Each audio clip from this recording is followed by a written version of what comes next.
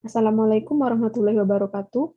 Perkenalkan, saya Gusti Ayu Hairunisa dengan NIM 2024 1010 1025 dari kelas Data Mining A.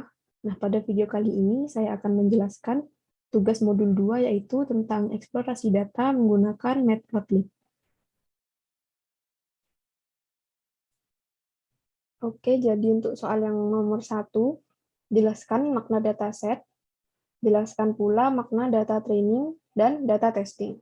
Nah, untuk dataset sendiri dapat diartikan sebagai kumpulan atau himpunan dari objek data yang dapat digunakan oleh komputer untuk diolah atau dimanipulasi dengan menggunakan data mining, sehingga nantinya dapat menghasilkan suatu informasi. Kemudian untuk data training, yaitu merupakan bagian dari dataset yang akan dilatih atau akan digunakan untuk melatih algoritma agar dapat mencari model yang sesuai. Kemudian untuk data testing, yaitu merupakan bagian dari dataset yang akan digunakan untuk testing atau menguji data. Nah, tujuannya yaitu untuk melihat keakuratan atau performa dari model yang telah ditemukan dengan dari model yang telah ditemukan pada proses data training sebelumnya. Nah, untuk data yang digunakan pada data testing ini haruslah data yang berbeda dari data yang digunakan pada data training. Tujuannya karena supaya algoritma itu tidak mengenali data sebelumnya. Jadi harus menggunakan data baru atau data yang berbeda yang tidak dikenali oleh model. Kemudian yang nomor 2, jelaskan proses penyusunan dataset.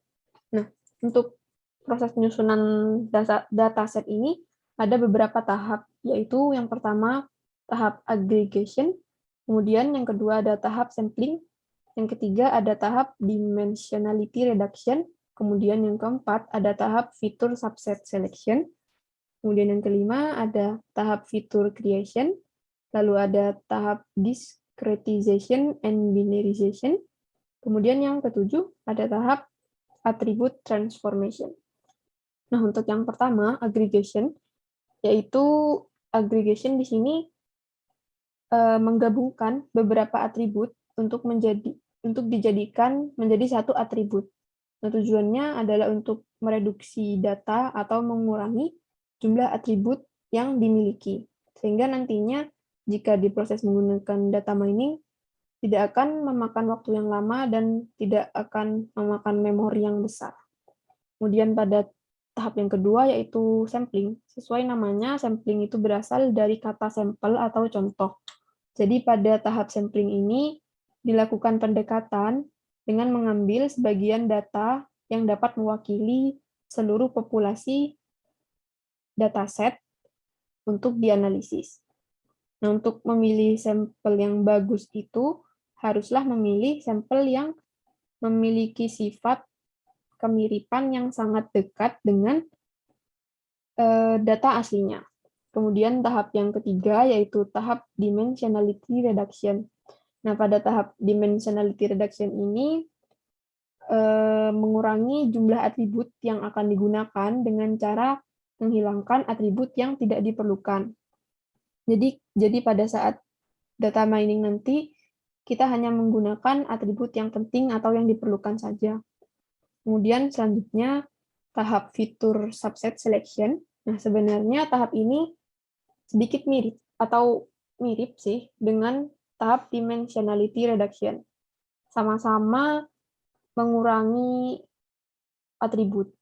Nah, untuk pada tahap fitur subset selection ini ada dua cara untuk mengurangi atribut, yaitu dengan cara menghilangkan atribut data yang redundan atau data duplikasi.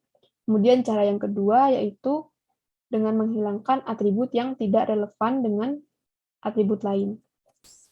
Kemudian yang selanjutnya yaitu fitur creation atau pembuatan atribut baru. Nah, tujuannya yaitu untuk menambah informasi yang lebih sesuai dengan kebutuhan dataset yang akan digunakan. Nah, untuk penambahan atribut ini juga bisa berasal dari dataset lain. Kemudian tahap keenam yaitu discretization and binarization. Nah, untuk discretization sendiri yaitu mengkonversi atribut yang bertipe kontinu menjadi atribut yang bertipe ordinal. Sedangkan binarization ini mengkonversi atribut yang bertipe kontinu atau yang bertipe kategorikal menjadi atribut yang bertipe binary. Kemudian tahap terakhir yaitu atribut transformation. Nah, pada tahap ini dilakukan pemetaan seluruh atribut ke dalam atribut baru dengan tidak menghilangkan atribut lama, sehingga masih dapat mengidentifikasi nilai atribut lama dari nilai atribut baru. Nah, yang nomor 3, jelaskan makna atribut dataset iris, jelaskan pula makna kelas dataset iris. Nah, datasetnya seperti ini. Pada dataset iris ini terdapat 5 kolom, yaitu kolom petal width, kemudian kolom petal length, lalu kolom sepal width, kolom sepal length, dan kolom species name. Nah, untuk atribut dari dataset iris ini sebenarnya hanya 4 ini, yaitu petal width, petal length, sepal width, dan sepal length. Nah, sedangkan species name ini merupakan kelas dari dataset iris. Kelas dari dataset yang gunanya yaitu untuk mengklasifikasikan setiap baris data yang ada pada dataset iris.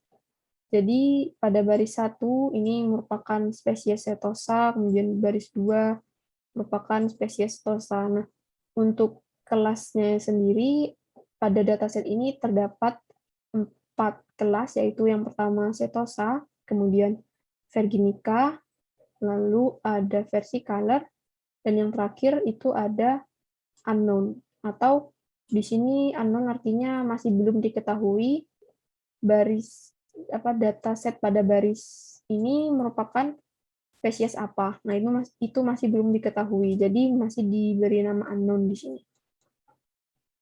Kemudian untuk soal nomor 4, yaitu masukkan dataset iris sebagai array 2 dimensi di NumPy.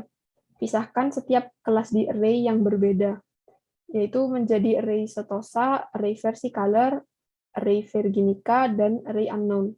Nah, untuk memasukkan dataset itu menjadi array dan menggunakan NumPy, yang pertama harus dilakukan yaitu mengimport library NumPy dengan nama alias np, lalu mengimport matplotlib.plot dengan nama alias plt. Nah, ini digunakan untuk melakukan visualisasi nantinya.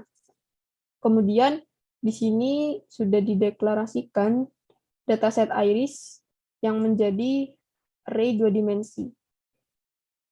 Nah, pada array ini itu masih merupakan gabungan, jadi masih terdapat data yang berjenis setosa, versicolor, virginica, dan unknown itu masih menjadi satu. Nah, kemudian untuk memisahkannya yaitu menggunakan slicing. Di sini untuk yang berjenis setosa yaitu dari data iris dari baris indeks ke-0 hingga baris indeks ke-45. Nah, untuk barisnya itu dapat dilihat pada dataset ini. Untuk yang setosa itu ada pada baris pertama atau indeks ke-0 hingga baris ke-45 atau indeks ke-44. Jadi di sini pemanggilannya itu indeks ke-0 hingga indeks ke sebelum 45 atau indeks ke-44. Untuk yang virginica itu dari indeks ke-45 hingga indeks ke sebelum 90 atau ke-89. Kemudian untuk yang versicolor dari 90 hingga 135, dan yang iris itu dari 135 hingga 151. Selanjutnya, membuat scatter plot dengan 2 pasang atribut. Kemudian berikan warna merah untuk setosa, warna hijau untuk versicolor, biru untuk virginica, dan kuning untuk unknown. Nah, 2 pasang atribut yang pertama yaitu sepal length dan petal width. Nah, untuk variabel X di sini melambangkan sepal length, kemudian variabel Y-nya melambangkan petal width. Nah, untuk yang setosa itu kita melakukan pemanggilan array itu dengan semua indeks, dan kolomnya yaitu kolom indeks ketiga. Jadi yang seperti ini. Nah, untuk petal width ini indeks ke-0, petal length indeks ke-1, sepal width indeks kedua, dan sepal length-nya itu indeks ketiga. Jadi untuk pemanggilan sepal length itu kolomnya indeks ketiga. Dan untuk petal width kolomnya indeks ke-0. Berlaku pula untuk yang jenis Virginica, versicolor, dan unknown. Kemudian selanjutnya kita scatter dengan variabel X-nya, variabel Y-nya. Variabel X ini nanti akan menjadi sumbu X, kemudian variabel Y akan menjadi sumbu Y, kemudian diberi warna merah untuk yang berjenis setosa, dan warna biru untuk yang berjenis Virginica, lalu warna hijau untuk yang berjenis versicolor, dan warna kuning untuk yang berjenis unknown. Lalu di sini menggunakan legend, tujuannya adalah supaya mempermudah pembacaan scatternya nanti. Jadi ada keterangannya untuk titik yang warna merah itu jenis apa, seperti itu. Kemudian saya beri nama untuk sumbu X-nya yaitu sepal length, dan sumbu Y-nya yaitu petal width. Nah, ketika di run, hasilnya akan seperti ini. Nah, di sini merupakan legendanya yang kotak kecil ini. Nah, untuk yang berwarna merah itu merupakan jenis setosa, dan yang berwarna biru merupakan jenis Virginica, dan yang warna hijau merupakan versicolor, lalu yang menyebar warna kuning ini merupakan jenis unknown. Nah, untuk yang berikutnya, pasangan atribut sepal width dan petal length. Nah, untuk atribut sepal width itu berada pada kolom indeks kedua, dan untuk petal length itu indeksnya indeks ke-1. Seperti itu. Untuk berikutnya itu sama dengan yang nomor sebelumnya, jadi tidak perlu saya jelaskan. Jika di run, maka hasilnya akan seperti ini. Lalu berikutnya yaitu pasangan atribut sepal width dan petal width. Nah, untuk sepal width itu kolomnya berada pada indeks kedua, dan untuk petal width itu pada indeks ke-0. Seperti ini. Yang sepal width indeks kedua dan petal width indeks ke-0. Kita di run, hasilnya seperti ini. Untuk yang nomor D, yaitu pasangan atribut sepal length dan petal length. Kolom indeks untuk sepal length itu kolom indeks ketiga, dan untuk petal length-nya itu kolom indeks ke-1. Jika di run, hasilnya akan seperti ini. Nah, berikutnya jelaskan karakter pengelompokan setiap kelas pada scatter plot. Nah, untuk scatter plot-nya saya akan menggunakan yang pasangan antara sepal length dan petal length. Nah, untuk jenis bunga yang memiliki kelas yang sama seperti ini, kelas setosa, nah itu akan berkelompok atau akan berdempetan satu sama lain. Nah, untuk bunga yang berjenis setosa ini memiliki ukuran dengan range dari 0 hingga 6 cm, ukuran sepal length-nya, kemudian untuk ukuran petal length-nya itu dari 0 hingga 2 cm. Nah, untuk yang berjenis versicolor atau yang berwarna hijau ini, yang berjenis versicolor, itu di sini juga berkelompok, tapi tidak begitu rapat. Nah, dengan ukuran sepal length-nya itu dengan ring dari 5 sampai 7 cm, kemudian untuk ukuran petal length-nya itu dari 3 hingga 5 cm. Kemudian untuk yang berjenis Virginica yang berwarna biru, di sini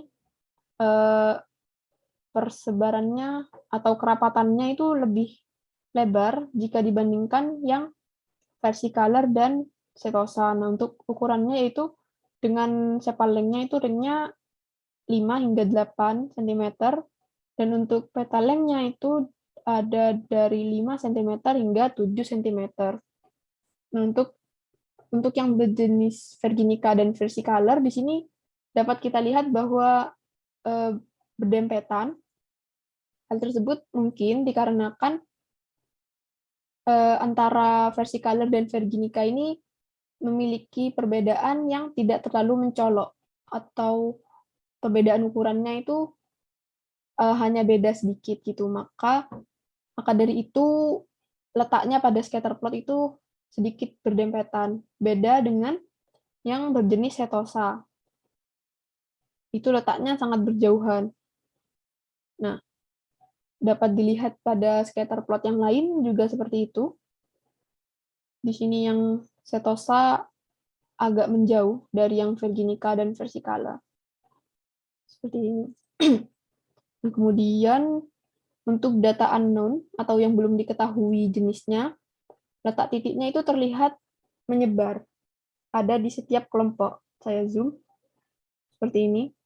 Ada yang di daerahnya setosa, ada yang di daerahnya versicolor, dan ada yang di daerahnya Virginica juga. Kemudian nomor 7, jelaskan bagaimana cara meramal jenis data unknown. Nah, seperti yang kita lihat di scatter plot ini, seperti yang saya jelaskan tadi juga, bahwa bunga yang berjenis sama itu letaknya pada scatter plot akan berdempetan.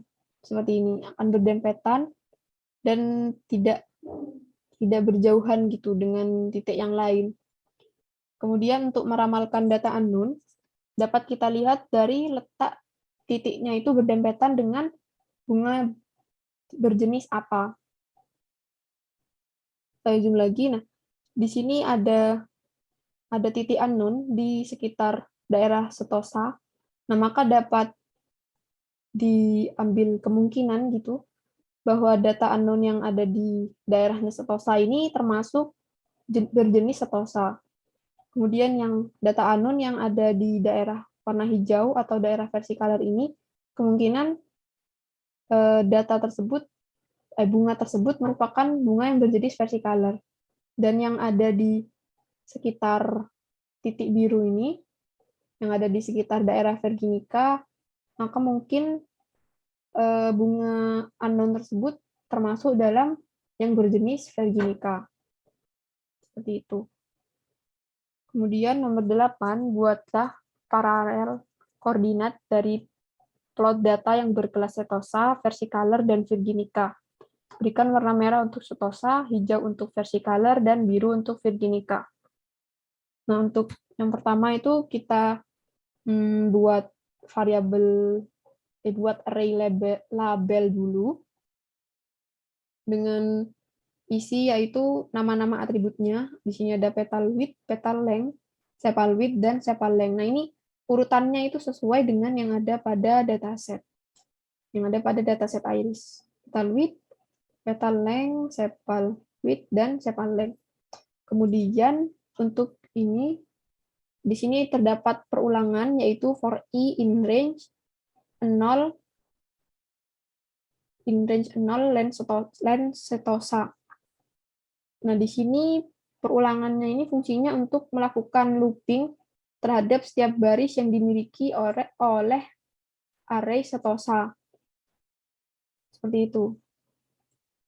Nah, jadi nanti waktu di plot itu, seperti yang ada di sini, waktu di plot akan melakukan perulangan dari baris ke 0 hingga ke seberapa panjang atau berapa jumlah indeks setosanya itu. Jadi akan melakukan perulangan per baris. Nah, untuk kolomnya itu diambil semuanya. Itu berlaku hal yang sama juga dengan yang berjenis Virginica dan versicolor. Kemudian di sini diberi warna merah untuk setosa, warna biru untuk Virginica, dan warna hijau untuk versicolor. Kehadiran hasilnya akan seperti ini.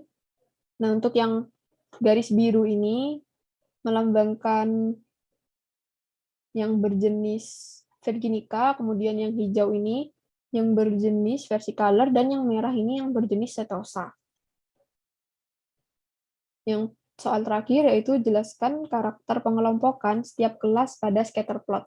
Nah, dapat kita lihat bahwa garis-garis antara versicolor dan virginica ini berdempetan dan cenderung mirip.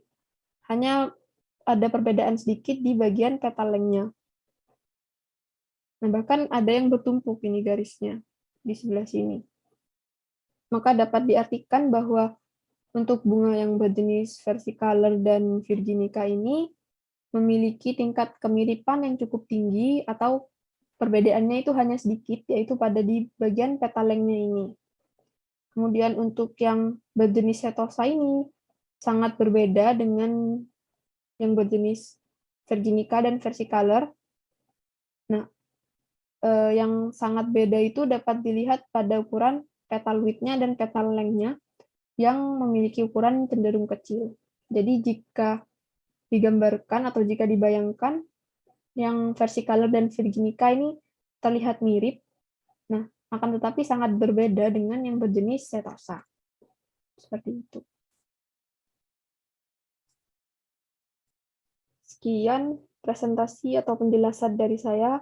Kurang lebihnya mohon maaf. Wassalamualaikum warahmatullahi wabarakatuh.